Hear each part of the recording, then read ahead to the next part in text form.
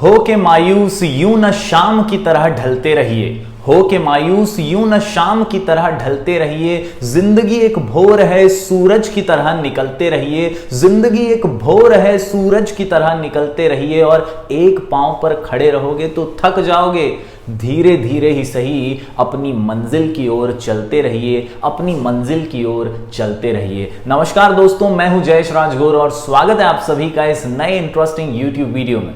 दोस्तों, आज हम बात करने वाले हैं अपने एग्जाम्स की तैयारी के बारे में। आज बात करेंगे how to make a successful time table, how to implement that time table और कैसे कंसिस्टेंसी के साथ हम हमारे एग्जाम्स में अच्छे मार्क्स हासिल कर सकते हैं। जी हां दोस्तों, आज के इस वीडियो को पूरा देखिएगा क्योंकि यहां मैं कुछ खास इंपॉर्टेंट बातें कहने वाला हूं जिसके जरिए आप सभी अपना खुद का एक अच्छा सा टाइम टेबल बना पाएंगे, उसे इंप्लीमेंट कर पाएंगे और एग्जाम के लिए पूरे जी जान से तैयारियां कर पाएंगे। तो इस वीडियो को अंत तक देखिए और यार, अगर आप इस चैनल पर नए हैं तो जरूर इसे सब्सक्राइब कीजिए, बेल आइकन दबाइए क्योंकि यहां आपको लगातार इकोनॉमिक्स, ओसीएम और इंफॉर्मेशन टेक्नोलॉजी की वीडियोस मिलते रहेंगे।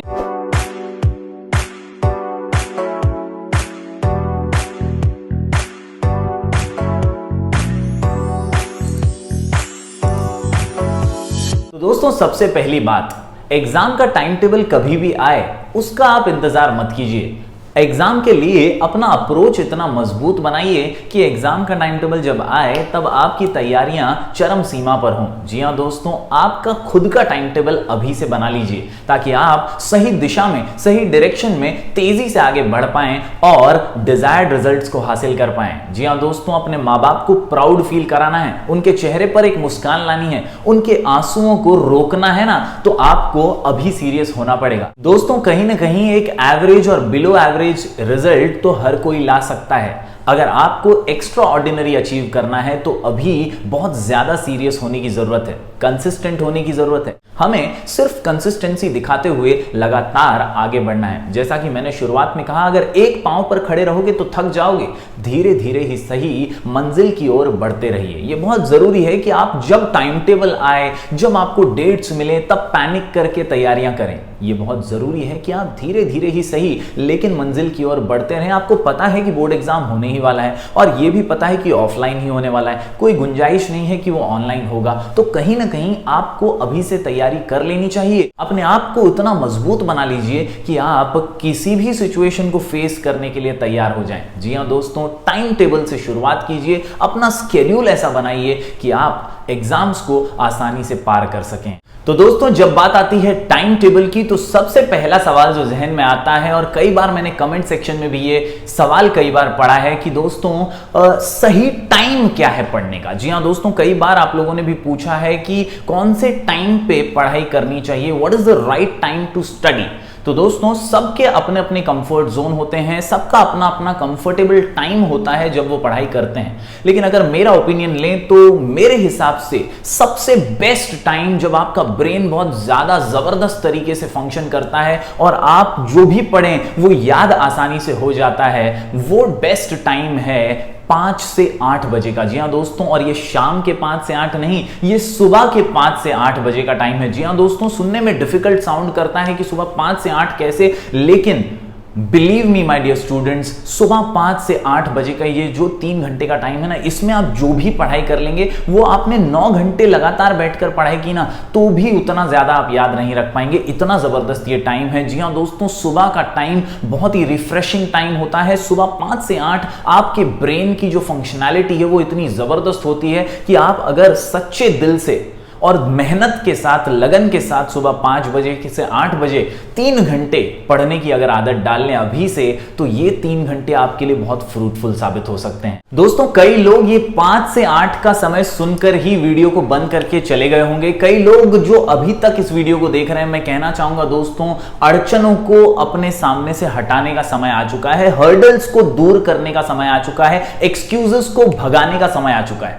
अभी अगर आप नहीं जाग सकते, अभी अगर आप नहीं उठ सकते, अभी अगर आप ये तय नहीं कर सकते कि मुझे पढ़ना है और अच्छे रिजल्ट रिजल्ट्स लाना है तो फिर आप कभी भी नहीं कर पाएंगे, और एवरेज और बिलो एवरेज रिजल्ट से ही आपको अपने मन को मारना पड़ेगा, खुश रहना पड़ेगा, एक झूठी स्माइल के साथ आगे बढ़ना पड़ेगा। तो अगर आप ये नहीं चाहते ना तो सुबह 5 बजे उठने की आदत डालिए। एक दिन नहीं होगा, 2 दिन नहीं होगा, 3 दिन नहीं होगा, चौथे दिन शर्म आएगी और खुद आप उठ जाएंगे सुबह 5 बजे। और 5 से 8 का ये जो समय है ना, मैं गारंटी के साथ कह सकता हूं दोस्तों, आपको बहुत फ्रूटफुल साबित होगा। इन 3 घंटों में आप अपनी फेवरेट से फेवरेट बुक उठाइए, फेवरेट से फेवरेट सब्जेक्ट उठाइए और उसे 2-2.5 घंटा देकर आसानी से पढ़िए। कुछ मिनट का ब्रेक लीजिए, फिर आधा घंटा पढ़िए। ये ब्रेक्स के साथ जब आप 3 घंटा पढ़ेंगे ना दोस्तों, तो आपका कभी भी वक्त जाया नहीं होगा और बहुत जबरदस्त तरीके से आप इस 3 घंटे के समय को फ्रूटफुल बना पाएंगे। दोस्तों, एग्जाम जब नजदीक आता है तो समय की कीमत समझना बहुत जरूरी है, और इसलिए दोस्तों ये जो कीमती समय मैं आपको बता रहा हूं 5 से सुबह 8 बजे तक का, ये समय काफी कीमती है और इसे जाया मत कीजिएगा। दोस्तों, अगर आप अभी तक इस वीडियो को देख रहे हैं तो जरूर इसे लाइक कीजिएगा और नीचे कमेंट करके बताइएगा कि हाँ आप तैयार हैं और सुबह 5 से 8 में आप जरूर पढ़ाई करने की कोशिश करेंगे। जी हाँ दोस्तों, आप कई बार फेल हो सकते हैं इस प्रक्रिया में, लेकिन आप जब भी सफल होंगे ना, उस दिन की वैल्यू काफी बढ़ जाएगी, उस दिन की पढ़ाई की वैल्यू काफी बढ़ जाएगी। दोस्तों, अगर आप बात करें कि अब इसके आगे क्या, तो 5 से 8 की जो पढ़ाई है वो तो डेफिनेटली आपको करनी है, लेकिन इसके अलावा जब भी आप पढ़ें पूरे दिन में, जो भी आपका स्केड्यूल हो, क्योंकि अलग अलग कॉलेजेस के आप होंगे, अलग अलग कोचिंग सेंटर्स में आप जाते होंगे, वहां के स्केड्यूल अलग अलग होंगे, वहां के कॉलेजेस के टाइमिंग्स अलग अलग हो सकते हैं, तो हर एक का टाइमिंग तो अलग ही होगा। इसके अलावा जब भी आप पढ़ने बैठें तो याद रखें, हर बार 2 घंटे का एक स्केड्यूल, एक स्लॉट बनाकर पढ़ें और 20 मिनट का ब्रेक जरूर लें। जी हाँ दोस्तों, 2 घंटे की पढ़ाई, 20 मिनट का ब्रेक और उसके बाद फिर से पढ़ाई। जी हाँ दोस्तों, यहां पर जब आप ब्रेक लेकर पढ़ाई करेंगे तब आप जरूर अच्छे से चीजों को याद कर पाएंगे, रिकलेक्ट कर पाएंगे। लगातार 3 से 4 घंटे, 5 घंटे पढ़ाई करना बहुत ही गलत नियम है। जी हाँ दोस्तों, अगर आप 4 से 5 घंटे एक साथ लगातार पढ़ भी लेते हैं तो आपका दिमाग जो है ना, उस शुरुआत के कुछ घंटों में बहुत ज्यादा एक्टिवली काम करता है, लेकिन बाद में थोड़ा सा थकान महसूस करने लगता है, बोरियत महसूस करने लगता है। जी हाँ दोस्तों, 4 से 5 घंटे या 6 घंटे लगातार पढ़ना, ये एक दिन हो सकता है, 2 दिन हो सकता है, एक हफ्ता हो सकता है, लेकिन कंसिस्टेंटली नहीं हो सकता। और इसीलिए हमें अगर सफलता प्राप्त करनी है तो कंसिस्टेंसी बहुत जरूरी है, और उसके लिए 2 घंटा पढ़िए, ब्रेक लीजिए, फिर पढ़िए, 2 घंटा पढ़िए, ब्रेक लीजिए और फिर पढ़िए। यहां पर आप अलग अलग सब्जेक्ट्स को डिस्ट्रीब्यूट कर सकते हैं और एक एंगेजमेंट रेशियो के साथ पढ़ाई जारी रख सकते हैं। आपको बोरियत महसूस नहीं होगी, आप पढ़ाई में एंगेज्ड रहेंगे और कैसे भी करके आप अपना जो टारगेट बेस्ड स्टडी है वो पूरा कर पाएंगे। तो दोस्तों, जब बात आती है टारगेटेड स्टडी की तो जहन में आता है ये टारगेट क्या होता है, ये गोल कैसे सेट करें, ये कैसे लक्ष्य के पीछे भागें। दोस्तों, ये बहुत जरूरी है कि आप एम डिसाइड करके रखें। जी हाँ दोस्तों, एम आपका भले ही बहुत बड़ा हो, लेकिन शुरुआत छोटी करनी बहुत जरूरी है। आप डायरेक्टली एक बड़ा कदम उठाने की सोचेंगे तो आप गिर जाएंगे। जी हाँ दोस्तों, छोटे कदम उठाकर अपने बड़े लक्ष्य की ओर बढ़ना बहुत जरूरी है। तो याद रखिए, एक गोल सेट करना बहुत जरूरी है कि मैं इतनी पढ़ाई आज कर लूंगा, मैं आज इतने घंटे पढ़ने के बाद एटलीस्ट इतना कंप्लीट कर लूंगा, इतने चैप्टर्स मुझे कवर करने हैं इतने दिनों में। ये टारगेटेड स्टडी होती है और इसी से आप अचीवमेंट्स जो है ना वो टिक करते जाते हैं, और एक एक करके जब अचीवमेंट्स हासिल होते हैं तो अचीवमेंट्स का कलेक्शन बन जाता है और फिर आपकी एग्जाम की तैयारी आसानी से हो जाती है। दोस्तों, कुछ इस प्रकार ये 2 चीजें महत्वपूर्ण हैं, हमेशा याद रखिए। सबसे पहले, राइज अर्ली, सुबह जल्दी उठिए, सुबह जल्दी उठिए। जी हाँ दोस्तों, 5 से 8 का जो टाइमिंग है ना, अगर इसकी आदत आपने डाल दी और सुबह जल्दी शुरू कर दिया आपका दिन, तो आपका दिन भी बहुत अच्छा जाएगा, बहुत ही रिफ्रेश्ड रहेंगे आप और पढ़ाई भी ज़्यादा कर पाएंगे। इसके अलावा दोस्तों, दूसरी जो चीज़ मैंने कही,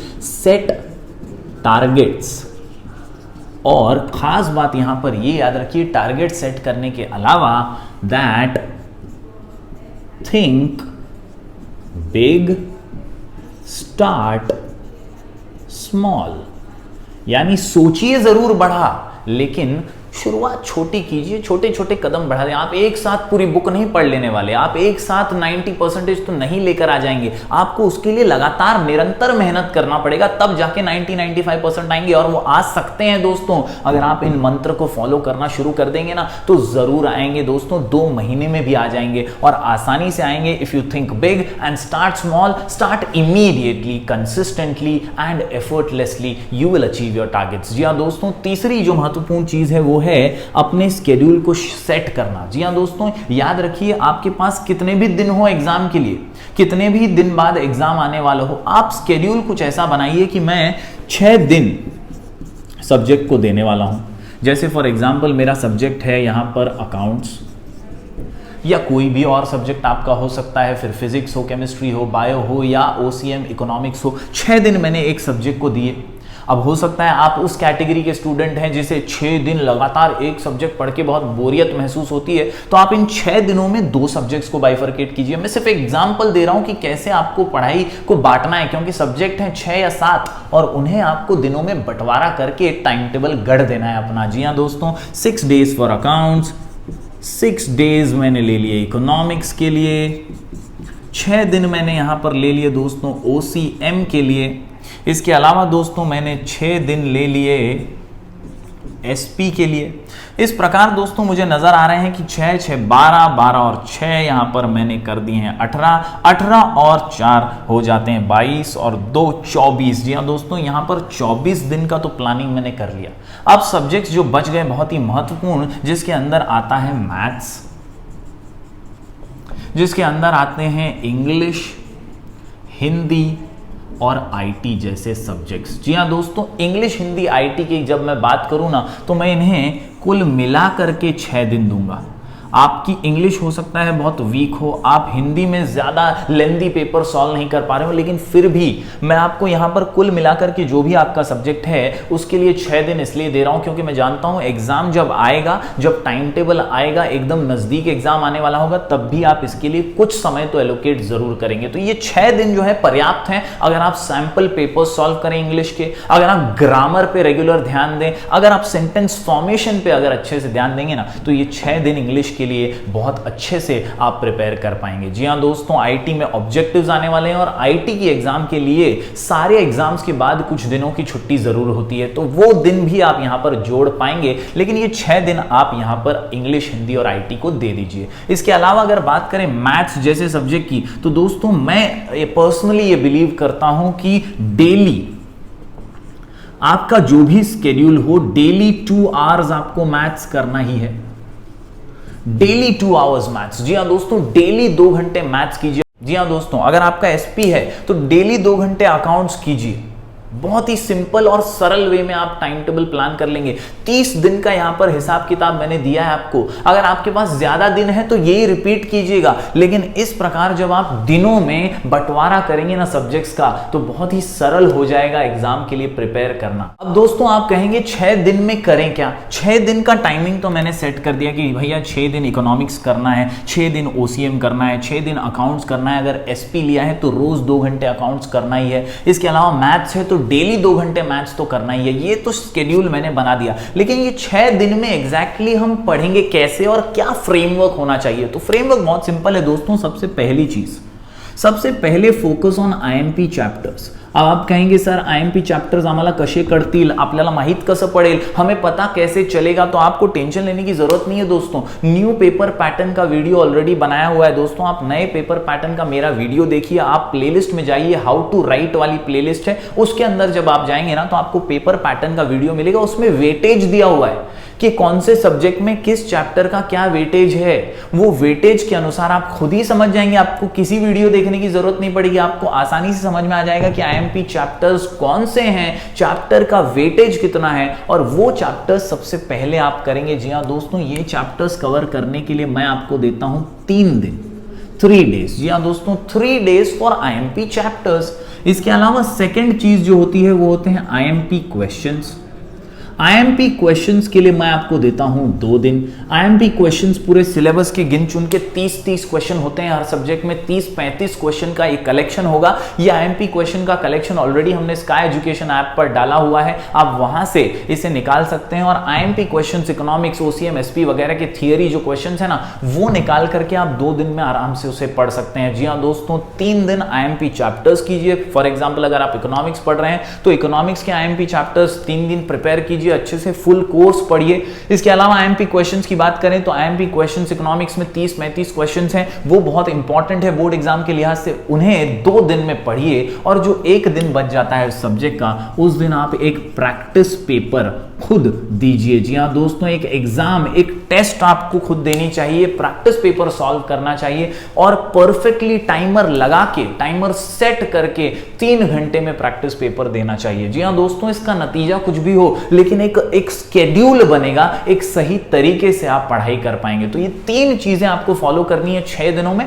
IMP chapters, IMP questions, practice paper. इस तरह से आप जब प्लान करके पढ़ेंगे ना तो आसानी से आप एग्जाम को क्रैक कर पाएंगे और अच्छे मार्क्स ला पाएंगे। तो दोस्तों, अगर आप इस मेथड को फॉलो करेंगे तो आप आसानी से प्रिपरेशन कर पाएंगे और प्रिपरेशन मजबूत होना बहुत जरूरी है। एग्जाम का टाइम टेबल जैसा भी हो, आपका टाइम टेबल बहुत मजबूत होना चाहिए, क्योंकि आपके टाइम टेबल के जरिए ही प्रिपरेशन मजबूत होगा और आप एग्जाम्स के लिए तैयार हो जाएंगे। जी हाँ दोस्तों, अगर बात करें कुछ और इंपॉर्टेंट चीजों की तो यह बहुत जरूरी है कि आप एग्जाम्स के लिए एक पॉजिटिव अप्रोच रखें।